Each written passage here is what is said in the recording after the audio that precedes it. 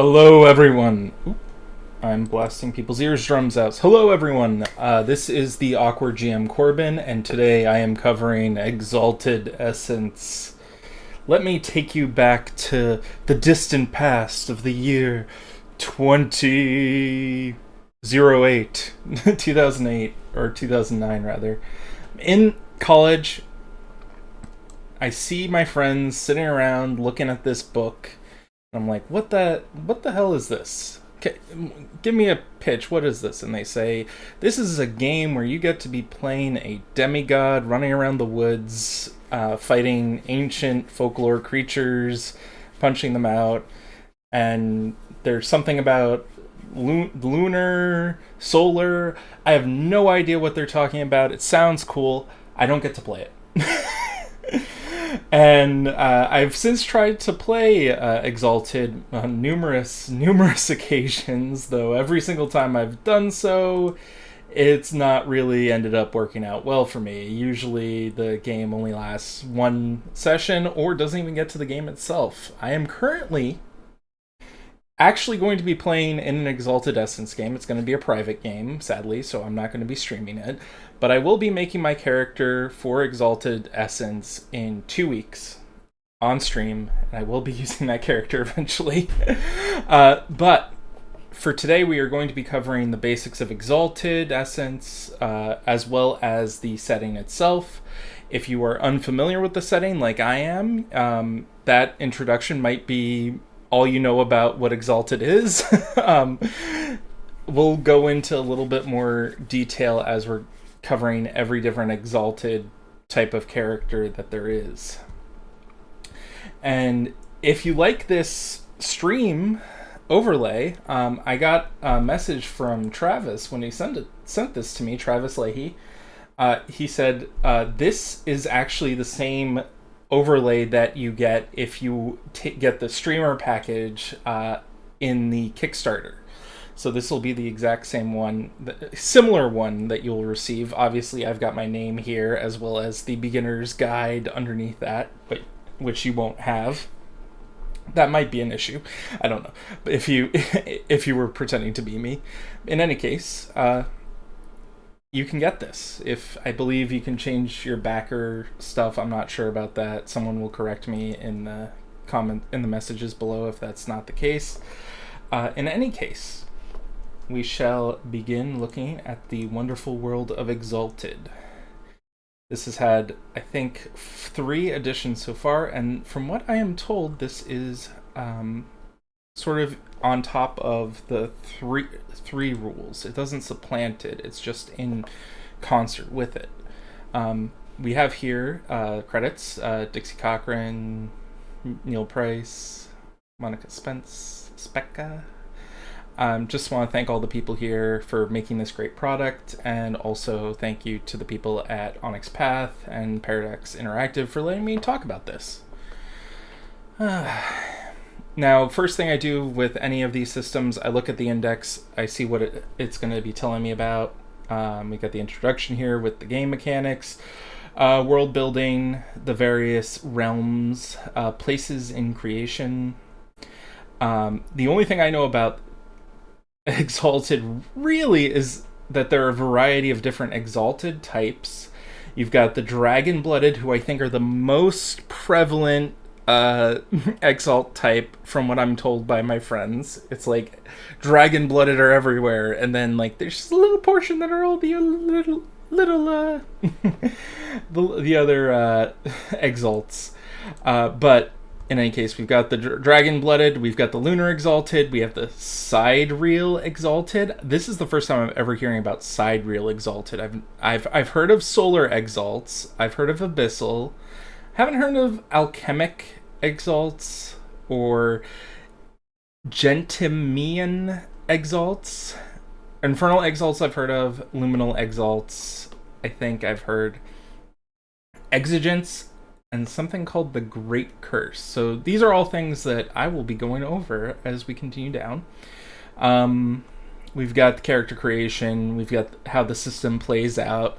That's something I'm most interested in, because from what I've seen, it's somehow it's somewhere between Story Path, New World of Darkness, or sorry, Chronicles of Darkness, and Old World of Darkness, or Classic World of Darkness. Like, it's like an amalgamation of those to me. That's because I've played those before Exalted.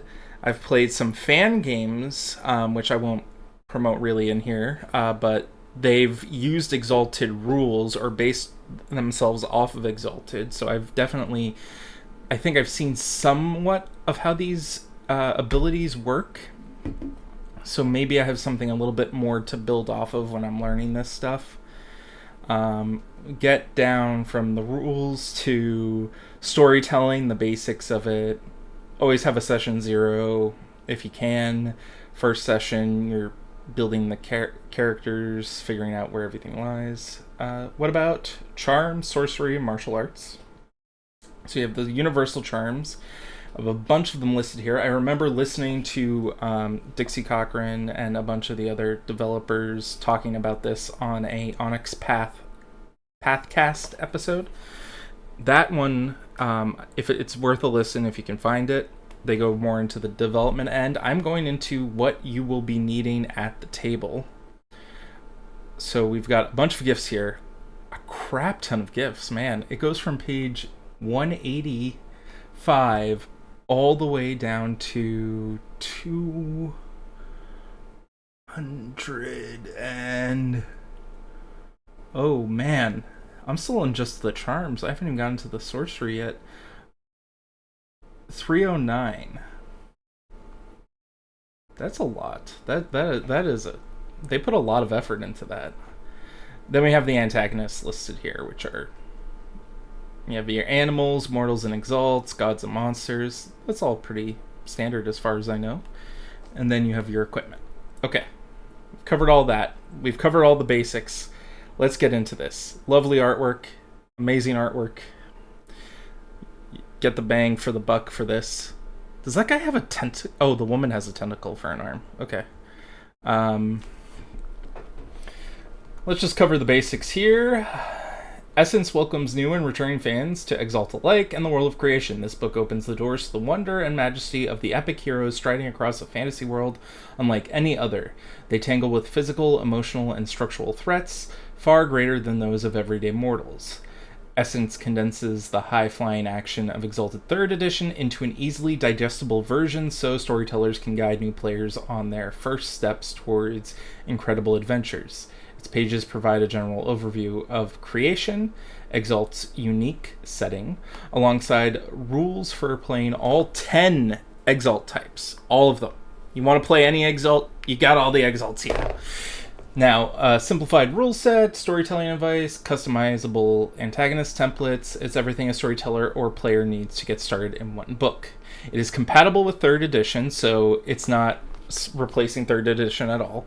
It is a jumping off point for myriad of chronicles or as an introduction to the expanded Exalted 3rd edition rules. Honestly, I hope this is something I can like expand on for like it seems like it's a full campaign. Honestly, I don't think I might, if I'm going to be playing this, I don't think I'm going to need the 3rd edition rules. But if I want to get that more crunchiness that I'm missing, I go 3rd edition. The system basics, it's 10-sided die system. You've got your attributes, your abilities, and other factors. You roll the dice against a difficulty usually set by the storyteller, which is the number of successes a character needs to succeed in action. When a player rolls, every die that comes up either 7, 8, 9 counts as 1 success, and every die that comes up as a 10 counts as 2 successes. This is a lot different than what I'm used to. In other games, usually the 10 is not 2 successes, but that's okay. This is Exalted. It does it different.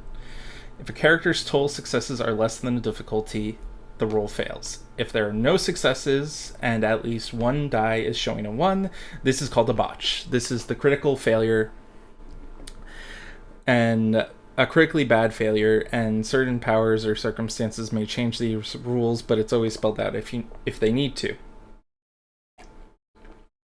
If this is your first time looking at Exalted, please let me know and I can cover something that you wish to know. If this is something that if this is your first time looking at Exalted Essence and you want to know something specific, I'll run right to it. You just have to message me in the messages right now. We already covered what the index is showing. Lexicon. Let's just look at Exalted as the definition. Humans empowered by essence to defeat the makers of the world, also called the Chosen. There are 10 types of Exalted: Abyssals, Alchemicals, Dragon-Blooded, Exigents, Jetimians.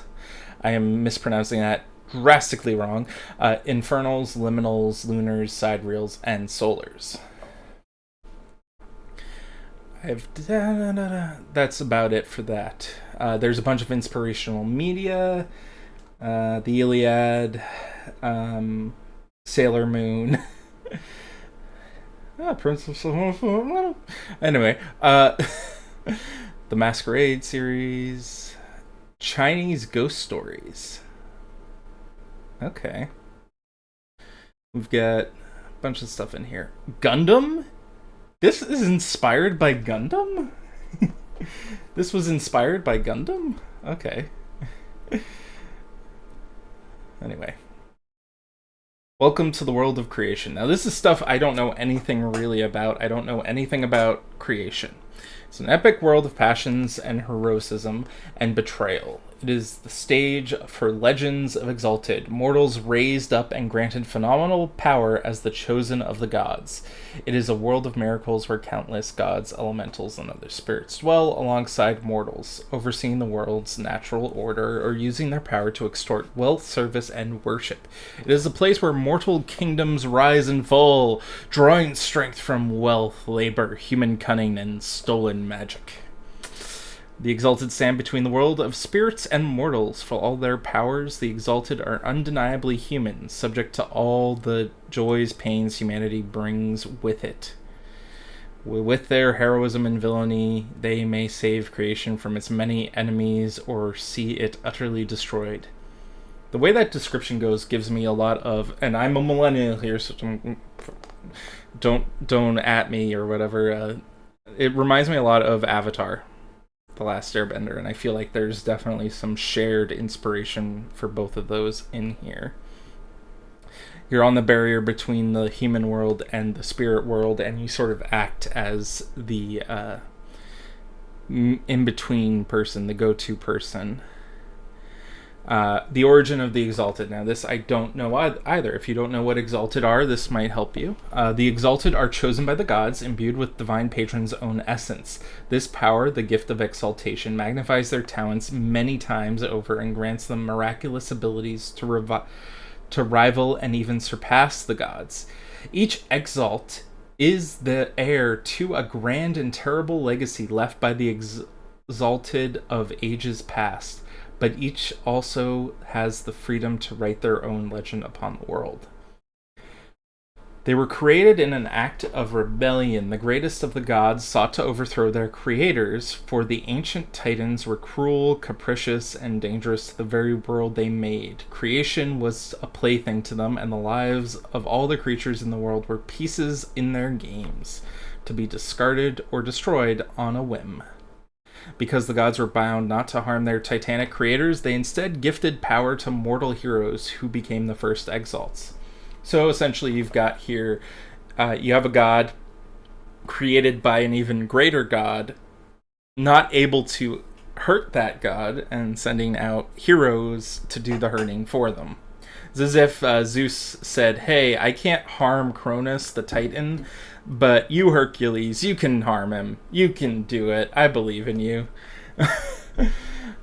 This was a divine revolution wherein the Exalted and their armies overthrew the Titans in battles that leveled mountains, drained the seas. The Exalted managed the unthinkable by slaying their otherwise immortal foes. For fear of death and the Exalteds who brought it, the surviving Titans were sealed away in an unbreakable prison. Unbreakable prison for all eternity. At the end of the revolution, the gods took their master's place in the Yushan and rewarded their exalted champions with dominion over all creation. Now, I'm not going to go into every great age, first age,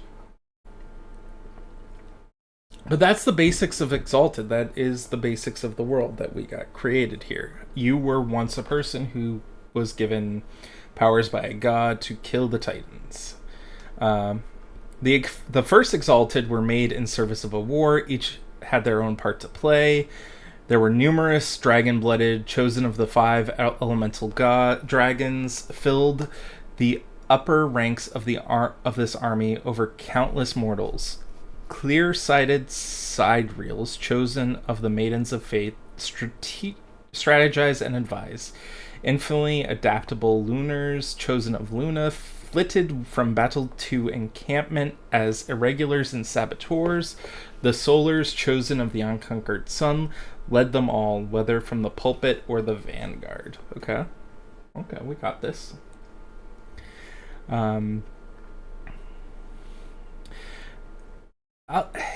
It says here they were priests and god kings whose words can inspire and uplift millions or calm the fiercest battle. They were sages and sorcerers capable of building palaces of living glass or raising entire cities into the sky. They had a lot of power. With infinite talents, the Exalted built an era of splendor known as the First Age. It was a beauty and bounty as an Exalted tamed the wild land of creation and brought all mortals under their protection. Beneath the shimmer of the First Age, however, a ravenous darkness crept slowly into the hearts of the Exalted. There was a great curse that drove... With their dying breaths, those who were slain in the rebellion levied a powerful curse upon the gods, one that rebounded on their exalted champions instead. This great curse exists in every exalt, tempting them to give into wickedness and indulge their vices, to conquer and corrupt, to vent their rage on creation and its people.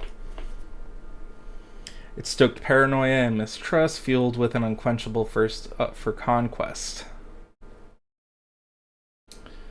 This cast them aside, love ones they trust. The cruel truth of the great curse is that despite its power and impact, it remains a secret. Although its effects are still felt to this day in hubris of the Exalted, all attribute the agonies so common to Exalted of every kind in the human frailty.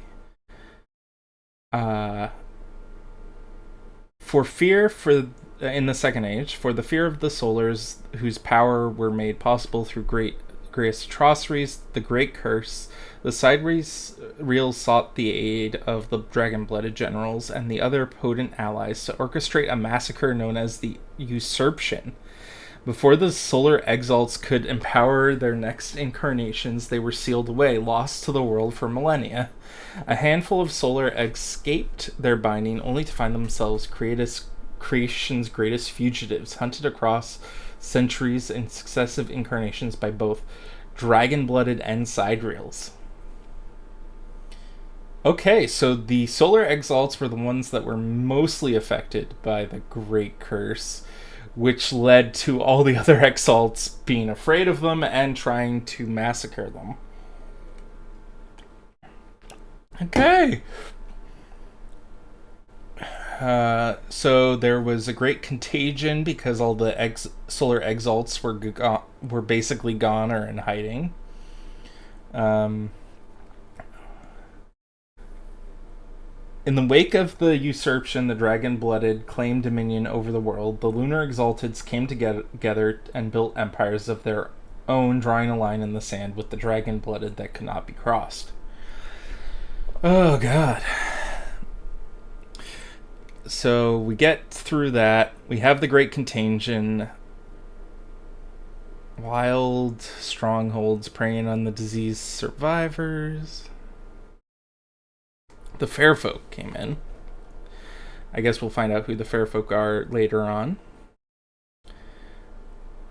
Realms of realms, thousands of kingdoms, tribes, and city-states exist across creation, but none is so vast or so powerful as the realm. It spans the length and breadth of the massive Blessed Isle, a land of unmatched bounty and security. Okay, so this seems like this is going to be the main focus of the game.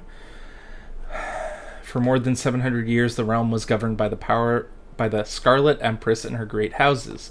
The powerful clans descended from her consorts and favored children. The word of the Empress was law throughout her empire, giving her power to topple nations and shape the fortunes of millions to suit her will. She ruled for centuries, pitting its many powers against one another to ensure no one could amass the strength needed to challenge her authority. But now she's disappeared! Oh no. None know where she has gone, if she lives. A tenuous peace among the great houses as they size one another up, ready to seize the throne if opportunity arises. And then there is the return of the Solars. This, For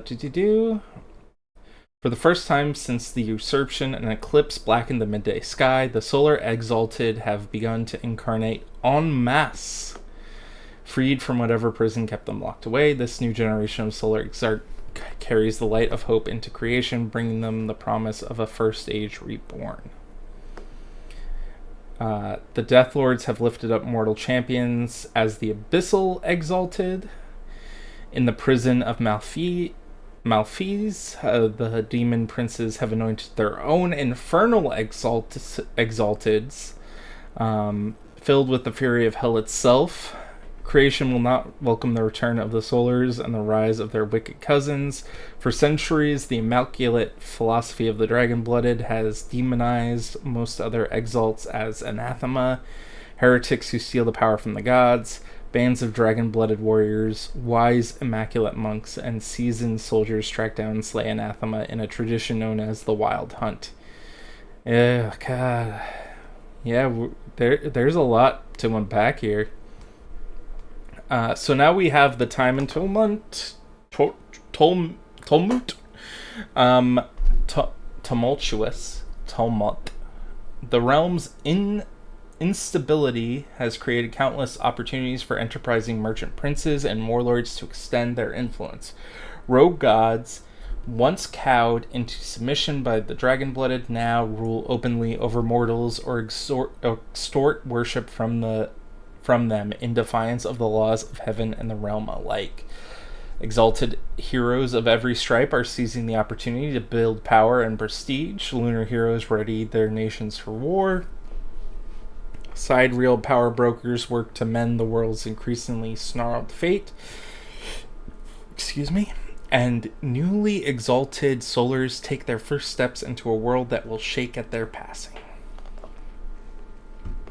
This creation as it stands today, a land where ancient wonders slumber, calling out to their long-lost masters from secret caches and dusty tombs. It is a place where the greatest empire in the world, one built on betrayal and slaughter, teeters on the edge of bloody war among kin. It is an age of sorrow and struggle where the return of the Solar Exalted may rekindle the light of hope in exalted heroes across the world, or doom all life to an era of unending tragedy.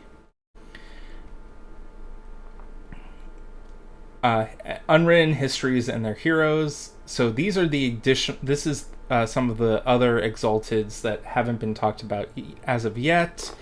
The exigent champions chosen by lesser gods throughout creation have always been as varied as their patrons, allying themselves with other exalted or forging their own legends throughout both the first and second age. Since the return of the Solars, the ranks of the exigents have swelled as the gods the world over capitalize on this moment of unrivaled potential. The enigmatic liminals first emerged from the underworld in the Second Age to enforce the laws of death, obscuring their exploits from the eyes of the living. A scattering of alchemic exalts have been active throughout creation's history in legends of holy automata, made from clay and clad in 6 magical materials. Though their origins as the chosen of the Great Maker are unknown at all, but the most devoted mages. And then finally we have the inexplicable Jetimians, who have fought a guerrilla war against heaven for 50 years, working to undermine the sidereals and the gods alike. That's interesting. That's a very small amount. We do have a little bit of a disclaimer here about enslavement. The enslavement and mass exploitation of people is one of the great evils of the world, or any other. Within discussion of portrayal of slavery at the table, the most important consideration is the feeling of other players in your group. Exalted aspires to be inclusive and welcoming to all. Talk with your group before portraying slavery at the game table, and consider whether this topic falls behind lines and veils. Yeah, this is pretty. I like how games are doing this a lot more now. In general, you should have these discussions with your players, and if they don't care about it, you just be like, okay, we don't care about it. We've had the discussion, and we can move on. So places in creation, we've done that. Some beautiful artwork in here. I look at this and I'm like, is this the difference in height between the Exalted? Is like this guy at the top solar exalt, and this person at the bottom like a dragon blooded or something? But I have no idea. This is probably something entirely different. But now we have this lovely photo of a bunch of different Exalted. This person has a silvery bow tie, which is awesome. And you have what looks like an animal. I wonder if anyone can pick out which of these is actually which exalts these all represent, but who knows? We've got here Exalted of Creation. These Exalteds have their origins in places from or allied with the main body of creation. If this is your first time picking Exalted, start here. You've got your dragon-blooded, who are the elemental demigods and legendary warriors. Many belong to the aristocracy of the realm. Creation's greatest and most terrible empire, but many of the other dragon-blooded communities exist. If you're playing an elementally themed hero or an aristocrat prince of the earth. I'm hold on a sec. I need to see if I'm talking still. Wave my hands. Oh, I don't have my headphones plugged in. That'll explain that. Mute that. Someone just said that. Oh, you guys don't have a problem with video right now? Okay, that's good. If you're having a problem with video, try to restart maybe.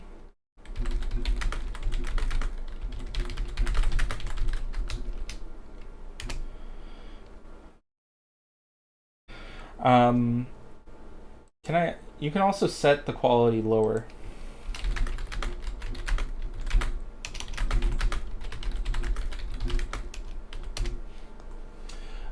While we just take a quick short break, we'll take just a quick second for me to go over some Onyx Path news while some people get their setups back up and running. But we'll be covering the Exalted types in a second. Let's see, new updates. There's the Aegis Trinity Continuum Aegis backer kit is currently at $39,000 of the $20,000 that they were trying to make, with 5 stretch goals unlocked. If I type in this command, you guys should be able to see it.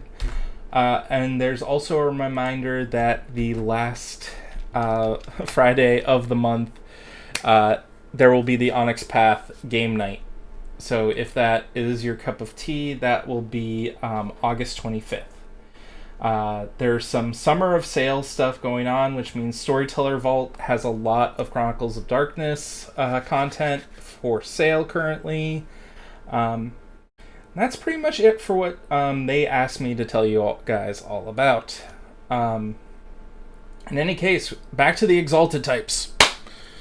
We already covered the Dragon-Blooded. They are nasty guys. Well, not nasty. They're just a large group of people who've created a giant empire. We have the Exigents, They are unique, exalted of lesser gods. Our example, exigent, is the straw maiden Janist. If playing a two-hearted, two-fisted woman in the earth sounds like a good time, turn to page 84. I'm gonna see what this. So I'm on page 45 right now. Okay, Maiden of the the Straw Maiden Janist. I like the scythe. The scythe is definitely giving me League of Legends vibes or something going on there. Okay, back to the page that we're going.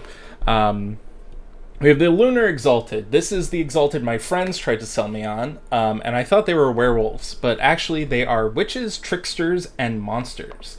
They have the power to shapeshift into any animal or into humans they've hunted, and their inherent power magic is equally transformative. If playing a tricky shapeshifter sounds fun, go to this page.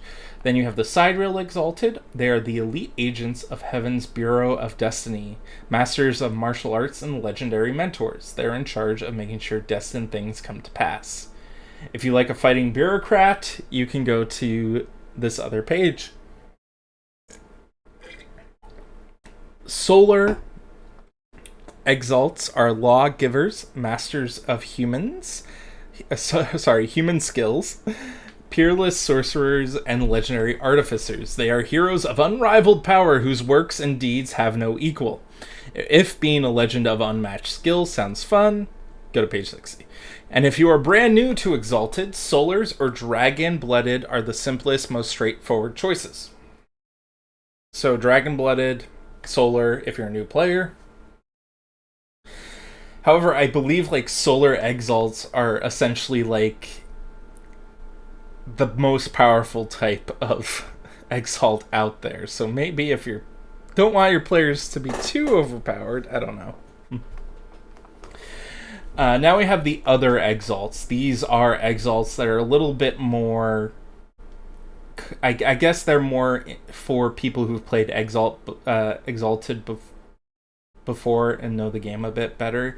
They draw their power from forces outside creation and hold dominion there. It is helpful to know a bit about the setting before playing one, but not required. Abyssal Exalted are powerful necromancers, emissaries of the underworld, and knights sworn to the Death Lords. As Death's lawgivers, they bring a new order to the underworld and conquer kingdoms of the dead.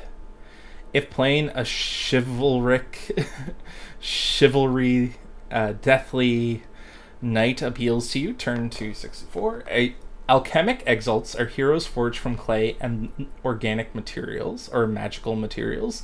In the faraway world of Autochthonia, they are champions of its human inhabitants. Others remain in creation, previously lost to the depths of history. If playing a machine demigod or an alien from a bizarre world sounds fun, you can play them. The Jetimani Exalted never existed, but the power of their exaltation creates them and lets them remember creation not as it is, but as it could have been. If playing an outsider who remembers a world that doesn't exist excites you, go to page 72. This is weird. That's a weird one. That makes me think that they're either from the future or they're from a previous version of reality. That seems weird. In any case, we have the Infernal Exalts they have demonic power drawn from the hell realm of Malpheus. All of them suffered grievous wrongs in their mortal life. Now they have the power to claim their revenge. They tear down the old orders of the world, breaking the systems responsible for their suffering. So you're a vengeance-driven badass. Page 76. Liminal Exalted are undead, the product of someone's attempt at resurrection. They are outsiders who protect the boundary between the living and the dead.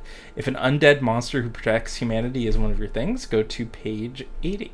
That sounds a little bit like Full Metal Alchemist, in a way. I mean, they don't become liminals technically. I guess the brother does, maybe. So then we have here that alchemicals Gentimanes and liminals have rules that make using their powers slightly more complicated. Storytellers running the game for a new player should check with them and ask if they find this kind of complexity exciting or frustrating. So, if we remove those alchemical liminals, so it looks like that would be abyssal and infernal are probably less complicated than the other three. So those are the 10 Exalt types. If you've never heard of them before, at least we've covered them a little bit here. I am going to go down here. This is what Dragon Blooded looks like. That is badass there. This is what a Lunar Exalt might look like. Side Reel Exalt. Oh, her leg has like a prosthetic right there. It's like silver. That's pretty cool. You got the Solar Exalts, looking like a badass. You got your eye patch and a giant center head solar symbol. The Abyssal Exalts, looking like a guy out of World of Warcraft a little bit. Alchemic and metal guy. You got your Gentimian. Your Infernal Exalts, your Liminal Exalts, your Exigents, and that's it for the moment. Now we did, let's look at the systems, because this is something that, if you're playing Exalted, the system is what really gave me trouble when I first started playing. And I hope it's not going to give you all any issues either. Let's see here. The basic system is you need at least 10 10-sided dice. In a pinch, rolling 20-sided dice works just as well. You just treat 11 through 20 as another instance of 1 through 10. I've never thought of doing that. I was going to spend a lot of money on extra 10-sided dice recently. The players build a pool of d10s consisting of your attribute plus your ability plus any other relevant modifier. Each 7 through 9 counts as 1 success, and the 10 counts as 2 successes.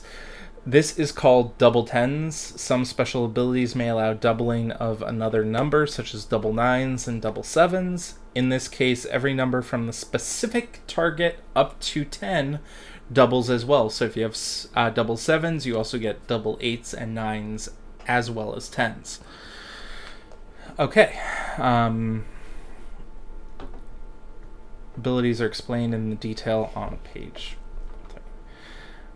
If I go to the character sheet here, you'll see that the attributes are finesse, force, fortitude. And then you see here that the abilities are kind of like your skills in other games where you have athletics, awareness, close combat, craft, embassy. This is a lot more of, it seems like, so from what I remember from Exalted 3rd Edition, attributes was the 9 attributes, or about 9 attributes that are similar to Story Path system and Chronicles of Darkness, and probably World of Darkness, but I haven't played that. But for Exalted Essence, they've sort of compressed that down into these 3 attributes instead, which is very similar to how you would do a ghost in Chronicles of Darkness. Is you just do finesse, force, and resistance, but in this case it's fortitude. Okay, so there's that. Now back to the basic system. You have your action types. Reflexive actions are something that has no conscious effort. They do not count towards the total number of things a character can do in a turn. Simple actions require thought and effort. It takes up a character's whole action unless it's part of a flurry. Making an attack is always simple, but a simple action might also be studying ancient glyphs, convincing someone to stand down. Sometimes charms or other effects will note that something requires an action. This is the same as a simple action. Flurries allow a player to take two simple actions. These must be two different actions. It can't be just two attacks or two attempts to talk down a foe. But if you can, it can be an attack and an attempt to intimidate. When your player makes a flurry, reduce both pools by 3 dice. A flurry with a rolled and unrolled action penalizes the rolled action. If an effect creates a flurried action, apply the penalty to the created action's roll. It cannot be reduced or ignored unless an effect specifically states so. A character can only take 2 simple actions per combat round. So this includes simple actions taken in response to things like counterattacks, unless they have a specific restriction to generate a simple action. Okay, a little bit in the weeds on that one, I feel, but they also say all actions have a set difficulty. Their difficulty is set to 7. I've seen this with other Story Path and Chronicles types games. 7 is usually the number reserved for more powerful entities, your superhero type characters, essentially. Opposed action. This is when you roll against each other. Sometimes ties happen. They have no difficulty. All parties involved make rolls as normal and compare the number of successes rolled. The character with the greatest number of successes wins. In general, ties are resolved in the following order: Solars, then the defenders, then non-solar characters. Okay, so that just makes your solar more powerful in that if you're playing a solar and you get a tie, you always win the tie. That doesn't happen frequently, I am assuming. I'm also guessing that if you're both solars, then it goes down to the defender. Anyway, determining difficulty. All actions have a difficulty. This is the minimum number of successes required to achieve whatever the character was trying to do. Oh, I was talking about target number 4. Target number is 7, which means that you need a 7 or higher to get successes. Difficulty, however, is you need a number of successes in order to achieve what you were trying to do. Some tasks have a preset difficulty, usually determined by a charm or artifact's effect. Others are adjudicated by the storyteller. So 1 and 2 are beneath the Exalted. Difficulty reducers might bump difficulty down to this level, but if a storyteller decides that an action requires 2 or fewer successes, then you shouldn't call for a roll at all. In rare situations, you might consider calling for a difficulty 1 or 2 roll if the Exalt has 4 or fewer dice in her pool, and if the failure would be interesting. Usually if the failure is interesting, that's when I call for a roll, because you don't want someone to try and, if you're just trying to, kill a deer or something that is down at the hunting ground or something like that, it's a normal deer. You're an Exalted. You're gonna succeed. It's probably not gonna be difficult. Difficulty 3 is a suitable challenge. It's something like stealing the keys from an alert guard, spotting an insignia on the Assassin's Guild hired to kill you, breaking encryption with some cipher missing. So these are your basic difficulty for all tasks in Exalted Essence. 5 is a challenge, 7 is pushing the limits, and 10 is not achievable without charms, usually. To perform a difficulty 10 feat without magic borderlines on the impossible. Such feats might be lifting an elephant over your head, or performing brain surgery with only mundane tools, or successfully recreating an artifact from a first age manual. Any successes over your difficulty are called extra successes, and you can use it to obtain further information or results above what the character gets by meeting the baseline difficulty. So it would give you additional effects. 2 dice, average 1 success. Character. We have this success and failure stuff, which seems pretty similar. I already mentioned botches before. Bonuses and penalties. So we have the bonuses here. I'd like to say this is supposed to be a more streamlined Exalted, but I have you know that this is over 412 pages as a PDF. How is that even, how is that even right? So anyway, if anyone's saying this is a stripped down version of Exalted, just tell them it's over 400 pages, and I hope that just shuts them down. Anything that negatively impacts a roll is called a penalty. So you would add and remove dice as possible. When calculating your pool, first add bonuses, then remove the penalties. Okay, so you add the bonuses and then you remove the penalties. This reduces it from reducing your dice all the way down to zero to negative values and then having to add them up again. When to assign, then you have teamwork. Oh, there was an extended action thing. Oh, they're called ventures, and there's something further on. There is measuring time. I am skipping through this a bunch. So we have the idea of the simplified attributes here and abilities. These are your more detailed examples of what you're having a 1 or 2 or 3 in a skill or an attribute or ability. Excuse me. Does Stunts system. A staple of Exalted play, Essence rewards players for describing their action in cool fashion. Any cool description is a stunt. There's no need to write flawless prose or perform perfect oratory in order to qualify for a stunt. That sentence would not qualify for a stunt, but I don't have to be flawless, so maybe it does. Just to put an interesting spin on how you describe what your character does, to help everyone feel immersed in the action.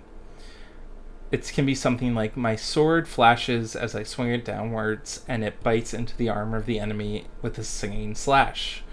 When a player earns a stunt, they gain 2 dice they may cash in immediately to add to their roll. These bonus dice do not count towards the dice limit.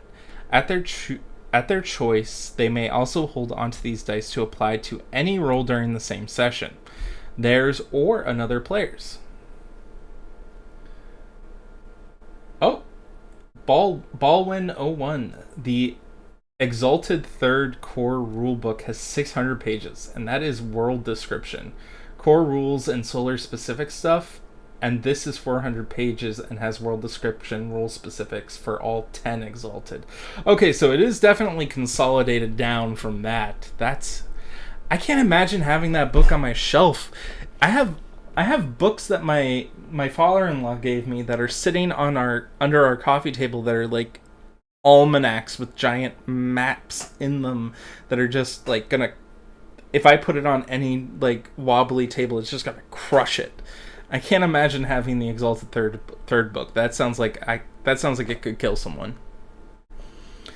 I am not saying don't buy the Exalted 3rd edition book. I am saying definitely buy the Exalted 3rd edition book. And also this. Though I am a bit biased in that regard because I am on the Onyx Path Twitch channel. Even if you were asked me though, I would say definitely check these books out. If someone were to say to me, you have Dungeons and Dragons, Call of Cthulhu, Pathfinder, Vampire the Masquerade, Chronicles of Darkness, you have all these big name role-playing games, what's one that doesn't get talked about a lot? I would have to say Exalted. Exalted is sort of the diamond in the rough for me as far as game systems go. If you know someone who's played Exalted, they will tell you that it is an amazing game and that you should give it a shot. But it is not often that you find people who've heard of Exalted but have never played it. It is very rare, I feel. Except maybe not, because I was like that for a while but I kept asking people to play it. Like, I was never off-put by it. So you can bank stunts and use them for other people. Stunt dice are always a pair and cannot be split up, though. So it's always 2. This chapter also introduces new systems. So we have the ability, which is your trained skills. Action. Aggravated damage is magical damage that cannot easily be healed. I did botch.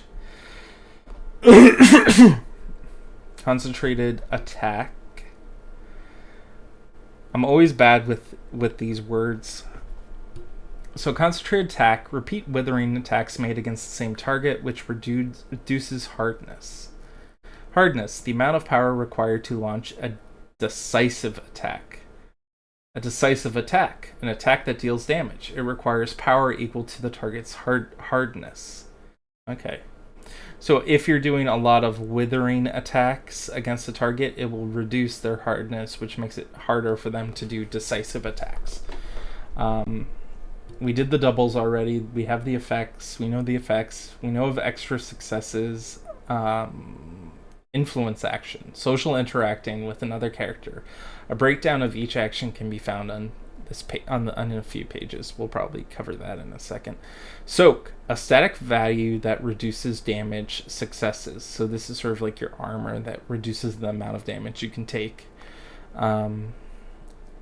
Static value is not rolled, such as soak or defense.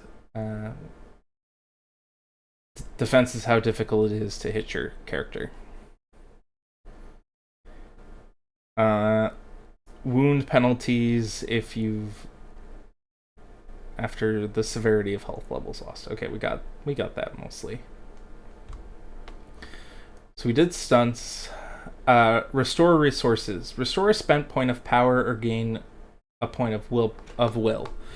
In non-combat scenes, you can also choose to gain a point of anima. Choosing to restore resources can make stunting feel like a requirement. So be aware when taking this option. Okay, so you can add stunt dice or you can cash it in for other effects. Dramatic edit allows you to significantly modify the scene, declaring items or people who were not initially present, or shift the flow of action within reason. This is often part of a stunt's description. Cashing in on stunt dice for this benefit should mean something impactful happens. Intense training. Allow characters to instantly learn a new charm or acquire a new merit within reason. Characters can only benefit from instant training once per session. The player uses a milestone immediately instead of at the end of the story beat. This borrows against the next minor milestone or uses up a milestone the player has had saved. All stunt dice go away at the end of the session, so use them or lose them. I'm not a fan of intense instant training just because I know a lot of players who are new to games who use that as a way to if they don't know what the game is like, they'll try to adjust their play style to fit what is currently going on. So if they're doing a lot of investigational stuff, they'll be like, hey, I have extra XP. Can I spend this on an investigation merit? Maybe outside of the game, my character was doing all this prep to be more investigative, and go from there, basically. And we just say that, yeah, your character had this merit probably all the time, but now they're actually using that merit. I'm using different terminologies. I'm mixing my terminologies here. We've got the social influencing stuff.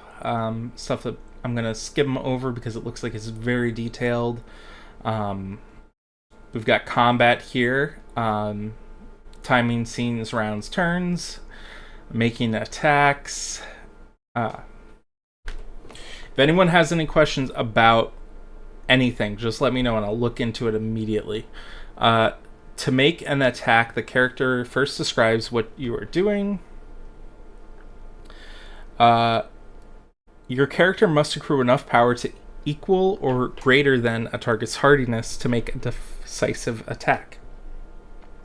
So you have your dice pool of attribute plus combat ability plus additional dice. Then you roll the number of you add the number of successes you roll and compare your total to the target's defense. If you meet or exceed it, you hit. Withering attacks. These attacks reflect the character clashing against another. If you make glancing blows, feints, maneuvers that give one character the upper hand over the other. These are serious attacks, but they do not deal direct damage to the opponent.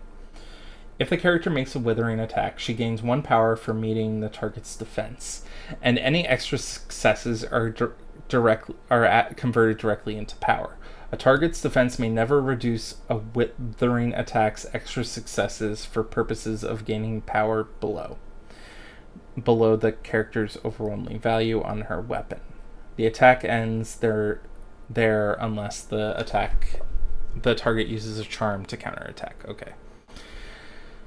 So as you build up power onto a target, you can then do a decisive attack to deal damage. These attacks reflect the characters getting a lucky shot, staggering the enemy, and cutting through armor, otherwise effectively dealing lasting damage to the opponent.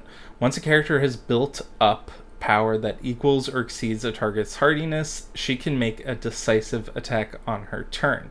She wagers how much power to spend at step 1, which must be as much as the target's hardiness, but she can choose to spend more in order to make a more devastating blow. Then she makes an attack against her opponent's defense as normal. If you roll extra successes... if the attack is successful, she rolls dice equal to the power spent plus extra successes and any modifiers. Total up the successes and add any bonus successes from the weapon damage. Then subtract the opponent's soak rating from the total. Any leftover successes are applied to the health levels as damage. The target's soak can reduce damage to 0. A weapon's overwhelming rating does not apply to damage rolls.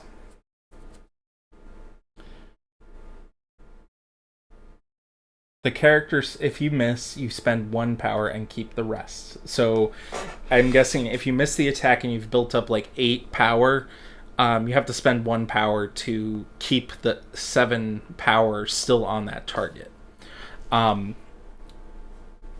much you can build up, I am not sure how much you can build up. I'm going to look at some antagonists and see what their soak is. See what their health rating is.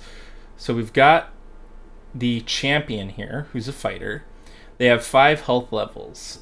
They have a hardiness of 3. They have a defense of 5. So you need 5 successes. You need defense. Let's see here. Combat again. So if you are attacking...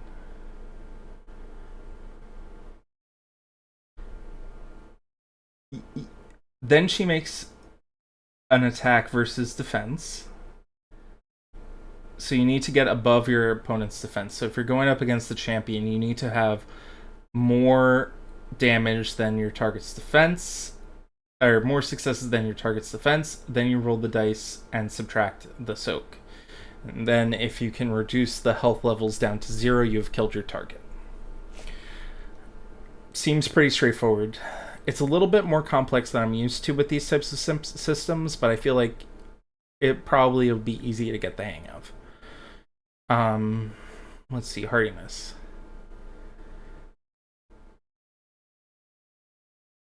Okay, so hardiness is what you attack. Defense. Okay, I'm gonna have to get into I'm gonna have to play this to get a little bit more understanding with it, but we're almost about out of time now. I am going to be doing character creation in 2 weeks. I'm taking next week off because I am doing a Chronicles of Darkness actual play this coming Friday at the Dork Tales channel, another friend of the Onyx Path Twitch stream. They're doing Extra Life from Friday to Sunday, I believe, to help raise charity money for the Extra Life charity organization. video games and board games for children who have cancer and other illnesses. Please feel free to check it out. It's at Dork Tales on Twitch. If you're not already subscribed to them, I highly recommend it. They play a lot of Onyx Path role-playing games. I have yet to see them play Exalted, but hey, Exalted Essence makes this a lot easier, so maybe they'll try that.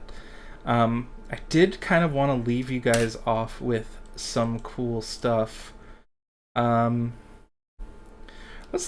throw in a celestial god here, like some demon lords. You got here a celestial god. They have a defense of 5, or levels of 7 to 10. They have essence 3 to 5. They have a hardiness of 7. Their soak can be 4. That's insane. But let's look at just a mortal. Let's look at just your average everyday soldier. He's just your little tiny soldier. He's got 5 health. 5 health? That can't be right. He's probably... Oh, he's a little bit more tough. Let's look at animals. Your common animal is going to have 5 levels of health. Okay, so everything's about 5 levels of health with a defense. Like, your basic stuff seems to have a defense and hardiness that's lower if it's a mortal versus if it's a god. Alright. I really wish I could be showing you more. I'm going to have to wait till next time. Thank you so much for watching. I'm the Awkward GM. I'm on YouTube. I just did a Chronicles of Darkness quiz show. If you're interested in that, I'll try and pop a link to my YouTube channel if you're interested in any of that. Thank you so much for watching, and I hope you have a good one.